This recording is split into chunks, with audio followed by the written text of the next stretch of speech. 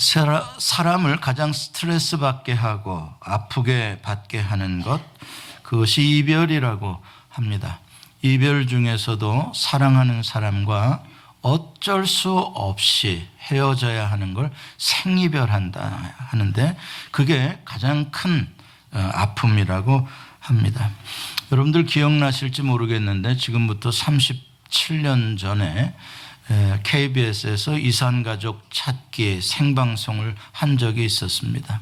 그때 참 온 국민이 그 방송을 보고 많이 울었던 기억이 있습니다. 전국 각지에서 그 생사를 알지 못하는 부모, 형제를 찾아보려고 그 낡은 색바랜 흑백 사진 하나 들고 와가지고 그냥 그 이름 써서 텔레비전 카메라에 한번 잡히게 해보려고 그 방송국 앞마당에 와가지고 거기서 잠을 자가면서 그런 슬픔 가운데 울부짖던 사람들의 모습을 보면서 참 이 생이별을 경험한 이 대한민국의 민족이 얼마나 아픔을 겪고 있는지 우리 모두가 다 함께 경험했습니다. 이제 그만큼 세월이 이제 지났으면 이제 대한민국 사람들 서로 아픔을 가진 사람들이니까 좀 서로 화해하며 살았으면 좋겠습니다. 좀 서로 보듬어 주며 좀 판 좀 가르지 좀 말고 좀 살았으면 좋겠어요. 거기에 나오는 사람들 왜 어쩌다 이별하게 됐느냐라고 거기 방송 진행자들이 물어보면 거의 대부분이 다 6.25 전쟁 통해 헤어졌던 것이 대부분의 이유였습니다. 피난 통해 아빠가 먼저 가서 자리를 보고 올게 그랬는데 못 만나게 됐다든지 군대 갔다가 못 만나게 됐다든지, 전쟁 통해 고아원에 아이들을 맡겼는데 그 뒤로 못 만나게 됐다든지, 전쟁 끝난 뒤에는 먹고 살기가 힘드니까 한 입이라도 덜려고 그냥 아직 초등학교 이제 들어갈 애를 식모살이 보내고 그렇게 헤어지는 가정들이 생이별을 해서 그 다음 어디로 갔는지 소식을 모르는 일들은 너무나 많았습니다. 여러분들 가운데는 5.16 이후에 산업화가 한참 시작되면서 공단에 그 여성 근로자들이 전국 각지 시골에서 보따리 싸가지고 올라와서 구로공단, 청계천 봉제공장 죽어라고 언니 누나들이 이랬습니다. 왜요? 내가 벌어서 내가라도 먼저 희생해서 내 동생들 중학교 고등학교라도 나오게 하고 그중에 좀 똑똑하면 대학교라도 보내주려고 희생한 겁니다. 큰딸들이요. 여러분 중에도 그런 분이 계실지 몰라요. 그래 봉제공장에 하루에 10시간씩 거의 그냥 쉴 틈 없이 재봉틀 돌려가며 그 먼지에서 그냥 제대로 먹지도 못하니까 폐결핵 얼마나 많이 걸렸습니까?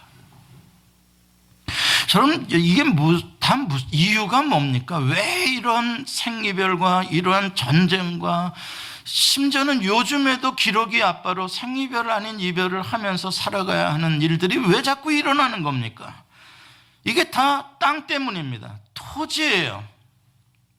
전쟁이 일어나는 이유도 땅을 따먹겠다는 겁니다. 땅만 오는 게 아니라 전쟁에서 이기면은 옛날에는 노동력을 공짜로 얻을 수 있습니다. 노예를 확보함으로 말미암아. 부자가 더 부자가 되는 방법이 뭡니까? 땅을 차지하면 됩니다. 그렇기 때문에 누군가가 땅을 더 차지한다는 것은 누군가는 계속 땅을 잃어야 한다는 것입니다. 가난한 사람이 왜 더 절망적으로 가난해지는 것입니까? 경작할 땅이 없기 때문에 그렇습니다. 예로부터 그래서 국가를 제대로 다스리려면 두 가지를 잘해야 된다 그랬습니다. 첫째는 농사를 잘 지을 수 있도록 치수를 잘해야 된다. 물 관리를 잘해야 된다. 두 번째, 농사를 잘 지으려면 뭐가 필요합니까? 땅이 있어야 한다. 그래서 토지 개혁, 토지를 일정한 사람들이 과도하게 보유하지 못하도록 국가가 그것을 적절하게 개입해서 제도를 만들어주지 않으면 그 나라는 망하는 나라가 된다라는 게 옛날에 사람들로부터의 지혜입니다. 오늘날도 마찬가지고요. 특히 자본주의에서는 더 심하겠죠. 맨날 정부가 바뀔 때마다 나오는 게 뭡니까? 부동산 안정 대책이라는 거 아니겠습니까? 그리고 교육을 어떻게 할 건가? 무슨 대학 가는 시험 문제들 아니겠습니까? 다 무엇과 관련된 것입니까? 돈입니다. 신분 상승이에요. 이것을 성경적 신학적으로 좀 설명을 해본다면 더 많은 소유를 갖고자 하는 인간의 탐욕이 결국 누군가에게는 사랑하는 가족과 생이별을 해야 하는 관계의 파괴로 결과를 만든다는 것입니다. 인간의 탐욕과 관계의 파괴는 어쩔 수 없이 비례되어지는 이 세상에 반복되는 비극입니다.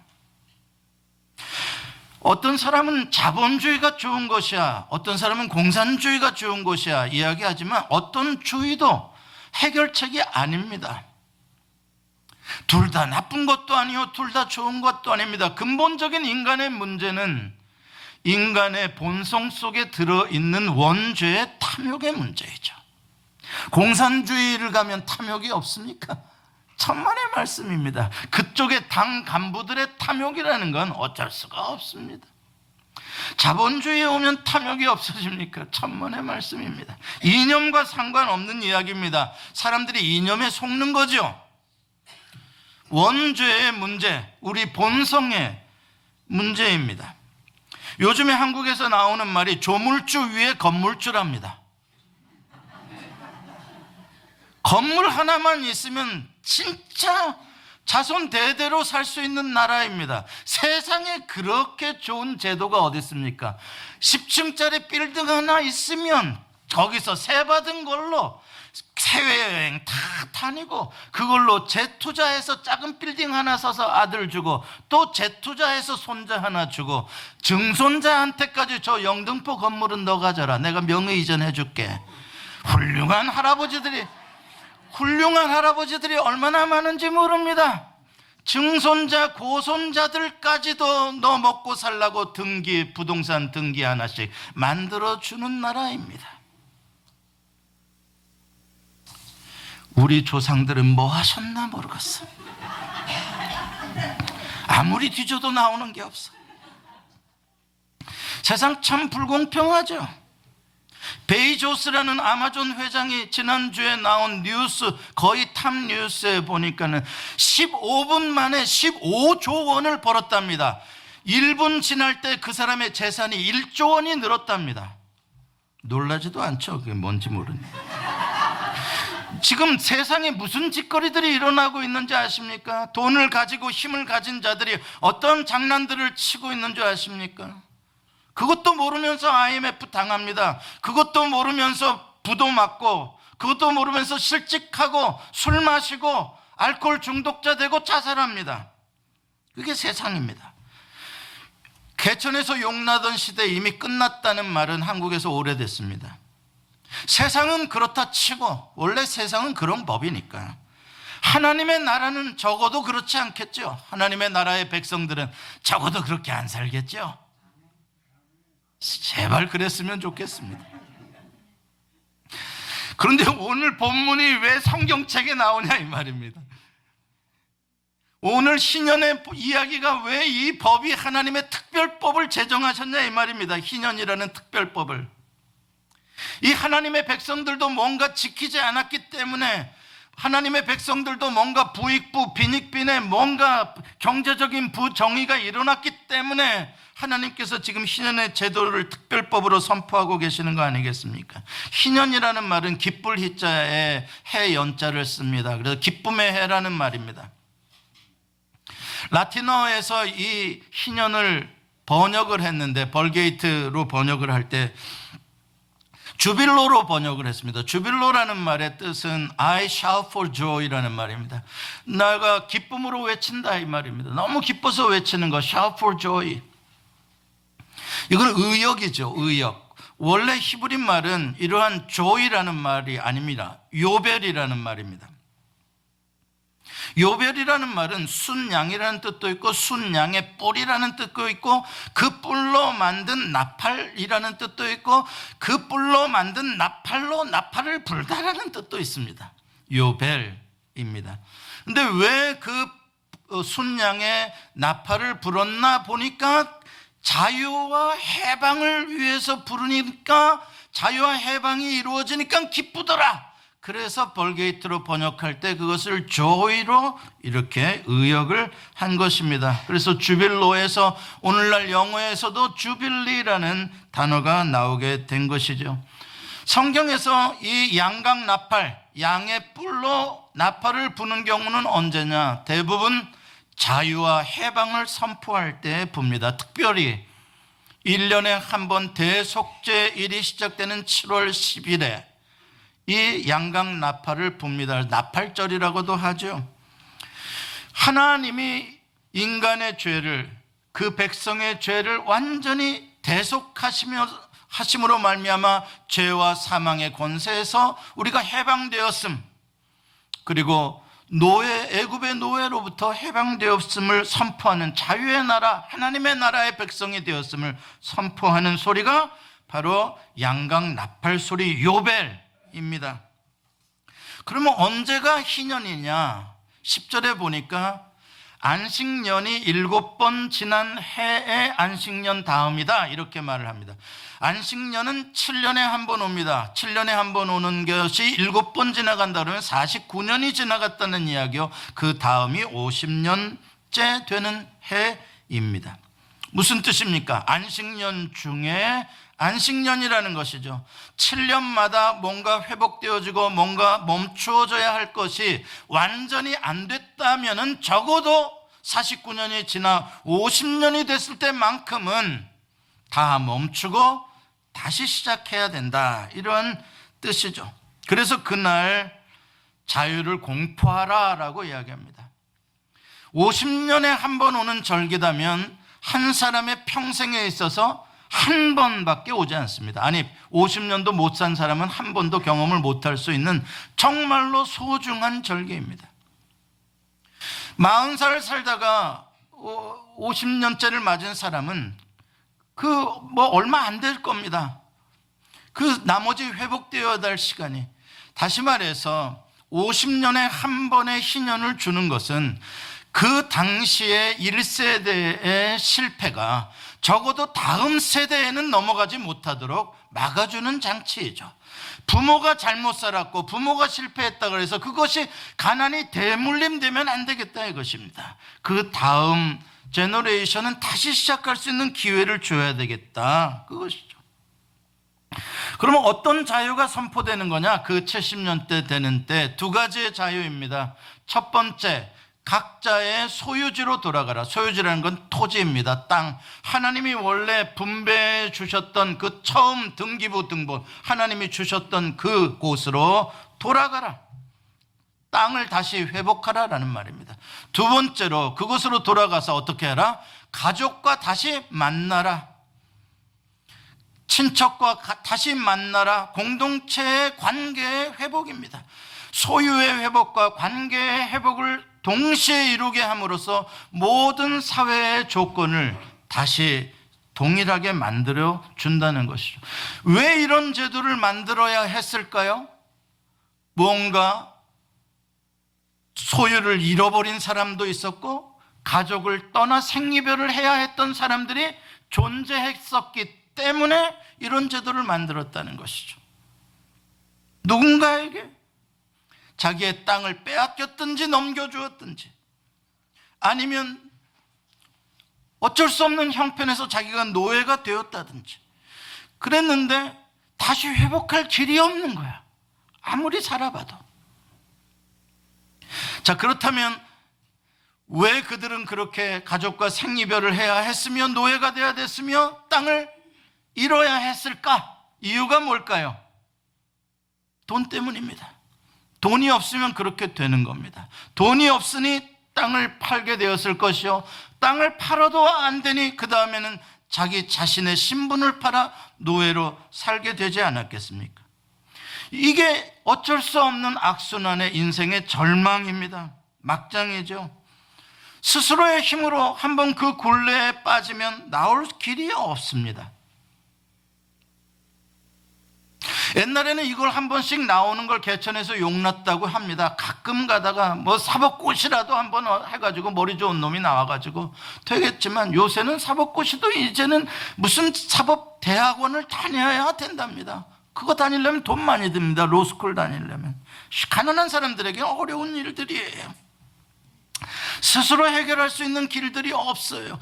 옛날에는 공부 잘하는 애들이 그래도 가난한 집마다 그래도 좀 있었습니다. 머리 좋은 놈들이. 걔네들이 서울대학 들어가가지고 걔네들이 그래도 은행 뭐 지점장도 되고 뭐도 되고 그래서 집안을 살렸습니다. 그런 애들이 공부 하나 잘해가지고 형제들도 다 먹여 살리고 그랬어요. 요새는 어림없답니다. 강남의 부자들이 스카이 대학 들어오지, 어렸을 적부터 걔네들을 가정교사를 붙여가지고 제 말씀을 들어야 합니다. 뭐 이런 게 있대, 스카이 캐슬이라고. 아무튼 그래가지고 걔네들을 만들어낸데, 포뮬러처럼 아주 그냥 고급 대학에 들어가도록 그 만들어낼 그 자본의 힘으로 그런 애들을 길러낸다는 거예요. 머리 차이는 별거 없다는 거예요. 요즘에 점점 어려워요. 절망이에요. 자, 그러면 가난한 사람들이 절망하고 있으면 어떻게 해야 됩니까? 하나님의 나라에서 하나님의 백성이 절망하고 있어. 어떻게 해야 돼요? 왕이 개입하셔야지. 왕이 도와주셔야지. 어떻게 하겠어요? 그게 왕이 해야 할 일이죠. 그러니까 하나님께서 직접 그 문제 속에 지들끼리 해결이 안 되니까 개입하셔서 이렇게 희년이라는 특별법을 만들어서 50년이 되면 땅도 원래 주인에게 돌려주고 50년이 되면 노예도 그냥 무상으로 해방시켜줘라, 돌아가게 해줘라, 부자들이 양보하라, 이 말입니다. 하나님께서 특별히 그렇게 하신 거예요. 새롭게 시작할 기회를 주신 겁니다. 자, 하나님이 뭐 때문에 그렇게 하실 수 있느냐? 하나님이 그럴 자격이 있으시냐? 하나님 자격이 있으시다는 거예요. 권세가 있으시다는. 23절 말씀 한번 띄워줘 보세요. 같이 읽습니다. 시작. 토지를 영구히 팔지 말 것은 토지는 다 내 것임이니라. 너희는 거류민이요 동거하는 자로서 나와 함께 있느니라. 무슨 뜻입니까? 이 땅의 모든 토지는, 땅은 하나님의 것이다. 기분 나빠할 그리스도인들이 많을 거예요. 무슨 소리야, 엄연히 내가 등기를 가지고 있는데 내 땅이지 왜 하나님 땅이야? 그게 어려운 겁니다. 아니라는 거예요. 하나님 땅이라는 거예요. 땅만 하나님 것이 아니라 하나님 나라에서는 모든 게 하나님의 것입니다. 그 나라 들어가기 싫습니까? 여러분의 것을 여러분이 주인으로 갖고 싶습니까? 안 들어오셔도 됩니다. 그러나 예수를 주로 영접하고 왕으로 모시고 그 나라에 들어오겠다고 하는 것은 나의 등기부 등본을, 소유권을 하나님께 넘겨드리는 것입니다. 당신이 창조주시오, 나는 피조물입니다. 당신이 공급하시는 은혜와 당신의 성실함으로 내가 살아갑니다. 그것을 고백하는 것입니다. 물론 하나님께서는 개인의 능력의 차이를 두십니다. 재능의 차이가 있습니다. 어떤 사람은 더 부지런하기도 하고 어떤 사람은 가난하기도 합니다. 그렇게 자유롭게 경제 활동을 하시도록 했습니다. 그런데 문제는 그러다 보니까 각 개인의 능력의 편차가 있고 삶의 스타일에 차이점들이 있고, 또 그러다 보면 세상의 권력자들의 어떤 제도의 문제와 아니면 또 천재지변의 문제들로 인해서 부자는 더 부자가 되고 가난한 자는 더 가난하게 되는 개인적인 편차가 심각하게 벌어질 수가 있는 것입니다. 이렇게 되면 공동체가 깨어지게 되는 문제가 오기 때문에 이때에는 왕이 직접 개입하시겠다는 겁니다. 하나님께서. 오늘 본문에 나오는 중요한 이 희년을 성취하는 동사 두 가지가 있는데, 돌아가라, 돌아가다라는 동사가 있고, 그 다음에 속이다라는 동사가 있습니다. 돌아가다라는 동사는 10절, 13절에 세 번에 반복되어집니다. 속이다라는 동사는 14절과 17절에 두 번 반복됩니다. 돌아가다라는 동사는 여러분들 많이 들어보셔서 아는 동사입니다. 히브리 말로 슈브라는 동사입니다. 그 원형 슈브, 돌아가다는 거죠.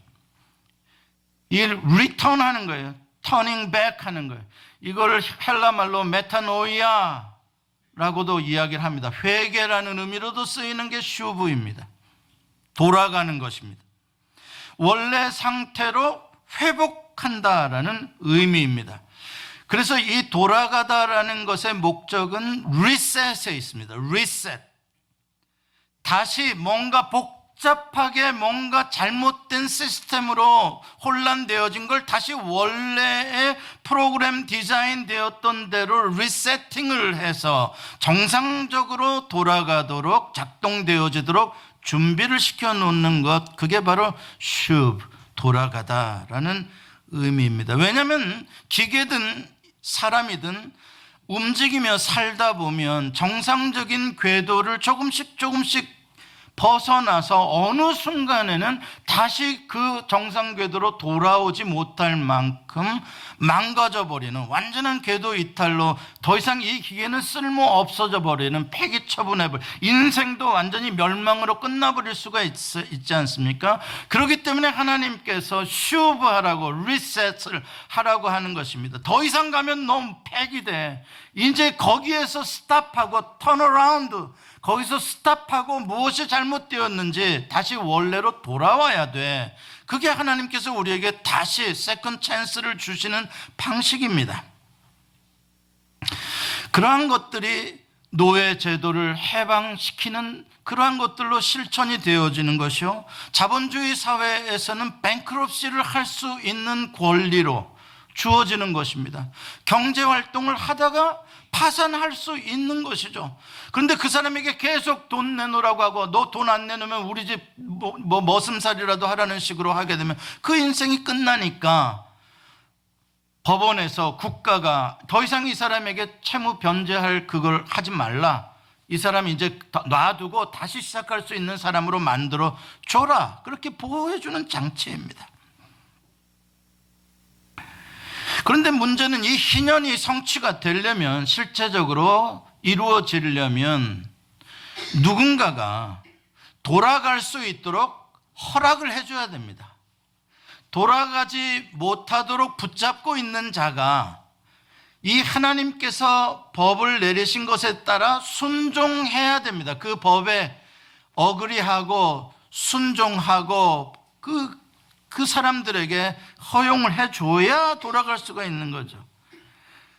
만약에 나는 돌아가고 싶다, 나 희년인데 하나님이 돌아가라 그러셨는데, 근데 나를 붙잡고 있는 사람이 안 돌려보내준다, 어떡할 겁니까?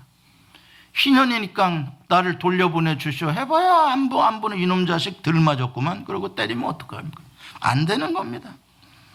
그래서 나오는 두 번째 중요한 동사가 속이다라는 동사입니다. 속이지 말라, 형제를 속이지 말라, 두 번 나옵니다. 이 속이다라는 한국말 번역은 조금 너무 지나친 의역입니다. 원래 단어의 의미는 야나라는 단어인데, 야나라는 히브리 말은 폭력적으로 억압한다는 뜻입니다. 아주 violently, 이게 oppress 하는 거예요. 그게 야나라는 뜻입니다. 그러니까 네 형제들을 지나치게 너가 힘을 가졌다 그래서 그것으로 억누르지 말아라, 이 말입니다. 갑질하지 말아라. 하나님께서 이렇게 계산하고 공평하게 풀어주라고 할 때는 거기에 순종해라. 그게 하나님의 말씀입니다. 특별히 희년에만큼이라도 그렇게 순종하라는 겁니다. 여러분, 저는 부자가 무조건 가난한 자들을 억압하고 있다는 그런 공산주의적인 생각은 절대 반대입니다. 부자는 부자고 가난한 자는 가난한 자일 수 있고 어쩔 수 없이 생겨나는 관계성들입니다. 어느 때는 좋은 부자들 때문에 가난한 사람들도 먹고 살게 됩니다. 그러나 다만 하나님께서 풀어주라라고 할 때는 풀어줘야 한다. 이것은 부자들이 새겨 들을 필요가 있는 것이죠. 여기서 이 기쁜 소식이라 그랬는데, 이 희년이라는 게 기쁜 해라 그랬는데, 부자들에게도 이 때가 기뻤을까? 한 생각을 해봅니다. 여러분들은 부자입니까? 가난한 사람입니까? 그나저나 기쁘지도 않고 슬프지도 않는 거 보니까 중산층이신 것 같습니다. 가난한 사람들은 다시 땅을 얻을 수 있고 노예들은 해방될 수 있다니 당연히 기쁜 소식이지만, 그 땅을 돌려줘야 하는 부자, 노예를 해방시켜줘야 하는 부자들에게는 기쁜 소식일까? 50년 동안 내 것이라고 생각하고 가지고 있던 땅인데 원래 주인을, 50년 전 주인을 찾아준다? 쉬운 일이 아닙니다. 그러니까 가난한 사람들은 이 해가 빨리 오기를 손꼽아 기다리지만, 부자들은 이 해가 빨리 안 오기를 손꼽아 기다릴 수 있는 그런 갈등의 문제가 되는 것입니다. 그 부자들이 허락해 주지 않으면 안 되는 전제 조건이 붙습니다. 이 희년 제도에는요, 하나님이 아무리 법을 선포해도 직접 풀어줘야 할 부자들이 순종 안 하면 어떨 건데? 못하는 거죠. 그래, 구약에서 사실 전 국가적으로 희년이 선포되고 땅이 제자리로 돌아갔다고 기록된 구절은 사실은 그 이후로 하나도 없습니다. 부분적으로 뭐가 좀 비스꾸리한 일들은 일어났을지 모르지만 전국적으로 이런 일은 수백 년 동안, 아니 수천 년 동안 한 번도 일어나지 않았습니다. 무슨 뜻입니까? 하나님이 이렇게 특별법을 만들었어도 부자들이 허용하지 않았다는 이야기입니다. 그러고 보니까 이 부자들이 순종하기가 쉽지 않은 명령인 거예요. 이게 어떤 사람만 순종할 수 있느냐? 여호와를 경외하는 부자만 순종할 수가 있는 거예요. 여호와를 경외하는 부자는 내가 부자가 되었음에 대해서 내 힘의지가 아니라 하나님의 특별한 은혜지, 하나님이 나를 하여금 이렇게 살게 해주셨지라고 믿기 때문에 하나님이 이제 좀 가난한 자들에게 다 주라는 것도 아니고 네 땅보다 더 많이 가지고 있는 것들을 다시 돌려주라는 건데, 여러분, 부자는 나누어 줘도 부자 되더라고요. 여러분, 부자가 나누어 줬는데 망한 거 보신 적 있습니까? 절대 그렇지 않습니다. 부자는요, 부자가 되는 원리를 아는 사람들이에요. 그러니까 그 사람들은 없어도 또 부자가 될 수 있습니다. 제 말이 맞죠, 권사님? 부자가 되는 사람들은 돈 버는 법을 알아요. 그래서 다시 벌면 돼요. 그 사람들은요, 하나님이 그렇게 해주시는 거예요. 하나님이 그런 능력도 주셨고요. 그러니까 부자가 하나님께서 나에게 은혜로 주신 것이다라는 것을 알고 여호와를 왕으로 경외하는 부자들은 어떻습니까? 하나님이 그렇게 해라 그러면, 예 하나님, 이것도 다 하나님이 주신 것인데요, 제가 하나님의 뜻에 기쁘게 순종하겠습니다, 이렇게 하죠. 그렇게 하는 사람이 진짜 있을까요? 많이 있습니다. 오늘날에도 여러분, 아프리카에 무슨 샘이 솟아났다, 거기에 우물을 파줬다, 누가 한 것인 줄 압니까? 누군가, 큰 부자든 작은 부자든 돈을 냈기 때문에 그러한 일들이 일어나고 있는 거예요. 가난한 자들에게 음식을 먹인다, 고아원이 생겨진다, 어려운 사람들에게 뭔가 구제가 나가고 있다. 다 누가 하는 건 줄 아십니까? 여러분 모를지 모르지만 부자들의 주머니에서 많이 나가기 때문에 그런 일들이 일어나고 있는 거예요.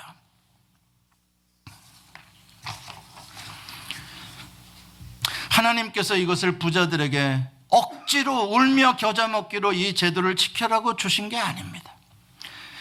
오늘 부자들에게도 모든 주민을 위하여 자유를 공포하라, 모든 주민을 위하여, 모든 주민에는 가난한 자와 부자가 다 포함되는 겁니다. 그것이 부자를 위한 것이다 라는 이야기입니다.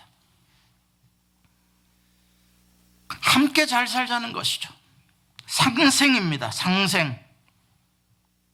그게 하나님의 나라의 가장 기본적인 법입니다. 하나님을 사랑하고 내 이웃을 사랑하라. 사랑은 희생이다, 나눔이다, 베품이다. 그게 하나님 나라입니다. 하나님의 왕국입니다. 여러분, 거지가 많은 나라는 좋은 나라는 아니죠. 그러나 그렇다고 못 살 나라도 아닙니다. 거지가 있다는 것은 그래도 거꾸로 말하면 누군가 먹을 걸 주는 사람도 있다는 뜻입니다. 근데 거지가 없고 도둑놈이 많아지고 강도가 많아지면 어떤 세상이 되는 겁니까? 누군가 자발적으로 주는 사람이 없으니까 이 사람이 칼을 들고 남의 집 담을 넘기 시작했다는, 그거는 심각한 나라입니다. 시큐리티 컴퍼니들이 돈을 많이 버는 그러한 시대가 오면 올수록 살기가 어려워졌다는 것입니다. 저도 작년 언제까지는 시큐리티 안 하고 살았습니다. 23불 안 냈어요.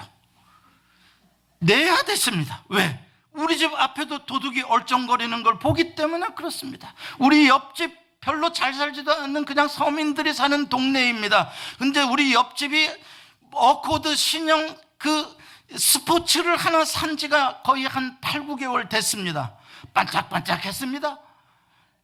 그런데 어느 날 아침에 일어나 봤더니 바퀴 4개가 없어지고 밑에 블록구 2개가 올라가 있는 겁니다. 어떻게 된 일이냐 저게. 그랬더니 바로 그날 밤에 누군가 바퀴 4개를 뽑아가 버렸답니다. 그러고 나니까 제 딸은 무서워서 아빠 우리 집 팔고 이사가자. 바로 집을 구경하기 시작했습니다. 야, 우리가 이 집에서 어디를 이사를 간단 말이냐. 아빠 그러면 우리 이번에 시큐리티 카메라라도 설치하자. 돈 들어가게 생겼습니다. 무슨 뜻입니까? 예, 살아가기가 어려워지고 있다라는 반증입니다. 왜 담이 높아져야 되나요? 왜 시큐리티 값이 점점 올라가야 되느냐? 전부 다 그러한 문제들입니다. 그러한 사회가 되면 불안하죠. 못 살죠. 그렇기 때문에 머리 좋은 백인 부자들은 절대 혼자 먹으려고 안 합니다. 머리 나쁜 한국의 똥멍청이 부자들만 자자손손 세습하려고. 그 돈 다 갖다 뭐 하려고 그러나 몰라. 서울대학 제일 좋은 병원에 누워 계신 양반 한 재산이 한 22조 된다는데 좀 풀어주고 가시지. 그거 누구한테 줄지도 모른다는데. 이 씨라고 있어요. 좀 주고 가시지 좀. 주고 가시지.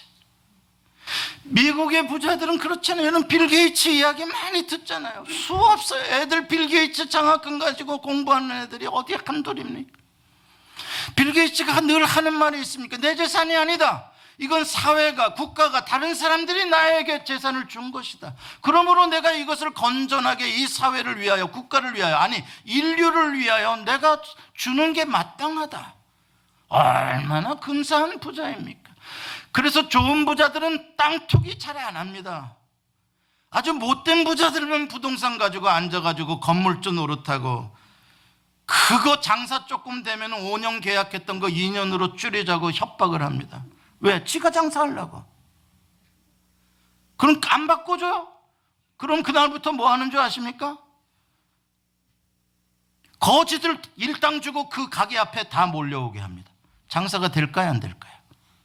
무지막지한 노릇들을 숱하게 합니다. 건물주들의 악질들이요.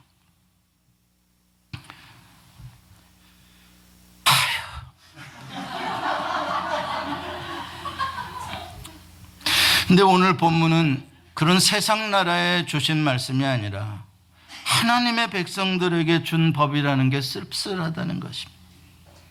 어떻게 이스라엘 하나님의 나라의 백성들에게 이런 일이 일어나나? 하나님이 그 땅을 줬는데, 하나님이 해방시켜줬는데 어떻게 그 백성들에게서도 이런 일이 일어나나? 그러니까 하나님이, 하나님의 백성이라고 사람 아닙니까? 원죄가 없습니까? 마찬가지로 인간의 탐욕은 하나님의 백성이든 아니든 다 똑같습니다. 원죄입니다. 그런데 문제는 하나님께서 이스라엘 백성에게 이 제도를 주신 것은 그나마 너희들에게라도 희망이 있다는 겁니다. 너희들만이라도 이 희망의 메시지를 세상에 보여주라는 것입니다. 왜 이스라엘은 이 희망의 말씀을 지킬 수 있습니까? 생각해 보면 하나님이 해방해 주셨고, 노예에서 하나님이 땅이 없던 우리에게 땅을 주셨잖아요. 이스라엘 백성은 그걸 누구보다도 경험했던 사람들이니까 이스라엘 백성들은 그나마 50년에 한 번은 이것을 지킬 수 있잖아요. 그러니까 하나님이 너희들이 한번 해봐야 되지 않겠냐, 이스라엘에게 준 거예요. 그렇게 다시 처음의 관계로, 소유가 아니라 처음의 관계로 돌아갈 수 있는 그 희망을 주는 것, 그게 하나님의 나라다. 하나님의 나라는 뭐라고요? 잘못되어진 모든 것들을 다시 리셋해서 다시 시작할 수 있는 기회를 주는 희망의 나라, 하나님의 나라예요. 과연 그것이 오늘날 교회에서, 하나님의 나라에서 실천되고 있는가? 우리 그리스도인의 삶에서 실천되고 있는가? 쉽게 대답을 못하겠어요. 예수님께서 공생애를 시작하시면서 나사렛 회당에서 두루마리 성경을 펴서 읽으신 부분이 이사야 61장 1절이었습니다. 같이 한번 읽어보겠습니다. 시작. 주의 성령이 내게 임하셨으니 이는 가난한 자에게 복음을 전하게 하시려고 내게 기름을 부으시고 나를 보내사 포로된 자에게 자유, 눈먼 자에게 다시 보게 함을 전파하며 눌린 자를 자유롭게 하고 주의 은혜의 해를 전파하게 하려 하심이라. 은혜의 해, 바로 요벨, 희년을 말합니다. 희년을 프로클레임, 외치게 하려고, 기쁨의 소리를 외치게 하려고, 기쁨의 소리라는 것이 복음입니다. 외치게 하려고 주의 성령이 내게 임했고 아버지께서 나를 보내셨다. 그래서 제일 먼저 하신 말씀이 가난한 자에게 복음을 전하게 하시려고, 희년, 자유를 선포하는 것입니다. 예수님이 이 땅에 오신 목적은 바로 이 구약 레위기 25장에서 주셨던 이 희년을 영적으로 육적으로 완전하게 성취하게 하기 위해서 오신 분이십니다. 그래서 새로운 메시아, 왕의 나라가 시작이 되는 것이죠. 그동안 짐승의 제사만으로 완전히 속죄되어질 수 없었던 것, 몇몇 부자들의 선행만으로는 도저히 희년이 실천이 불가능했던 모든 것, 그 인간의 탐욕이 하나님의 법에 순종하지 못하게 했던 그것들을 예수님께서 오셔서 그 인간의 탐욕의 깊은 죄를 예수님이 죄값을 치르시고 다시 새롭게 그 사람의 심령을 리세팅해 주심으로 말미암아 다시 살 수 있도록, 부자든 가난한 자든. 그래서 탐욕에 묶여있는 부자든 탐욕에 묶여있는 가난한 자든 탐욕에 묶여있는 이 모든 세상에 탐욕의 사슬을 다 끊으시고 자유와 해방의 사랑의 관계로 다시 시작하게 해주신 게 예수 그리스도예요. 예수님이 산상수훈 마태복음 5장에서 제일 먼저 입을 여시사 제자들을 향하여 외치신 말씀이 가난한 자는 복이 있나니 천국이 저희 것이며, 가난한 자에게 자유의 희년을 선포하신, 가난한 자에게 예수님이 이 땅에서 땅을 주시겠다고 한 것이 아니라 천국 하나님의 왕국을 주시겠다고 하십니다. 이 세상에 땅 몇 평 가지고 있는지 모르지만 그거보다 하나님의 왕국을 소유한 사람이 부자입니다. 이 세상에 돈을 얼마를 가지고 있는지는 모르지만 온 세상을 지으신 창조주 하나님이 나의 아버지가 되는 사람이 더 부자입니다. 믿으시길 바랍니다.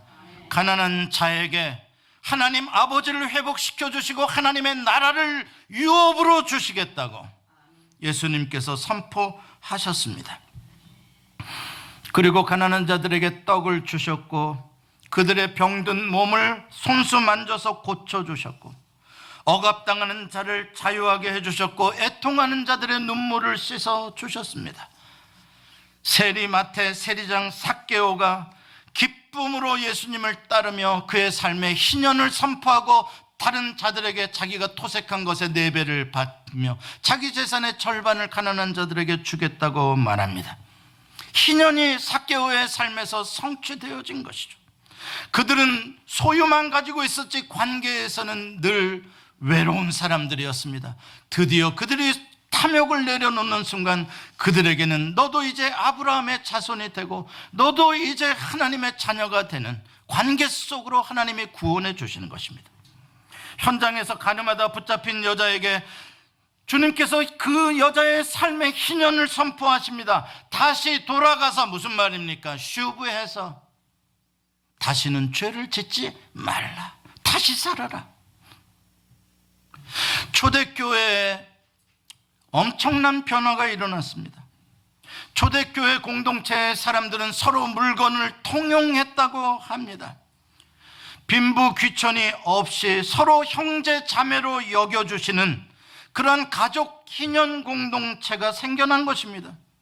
세상은 그 이상한 공동체를 보고 열광했습니다. 날마다 그 예루살렘 교회에 들어오려고 수천 명의 사람들이 세례를 받았다고 말합니다.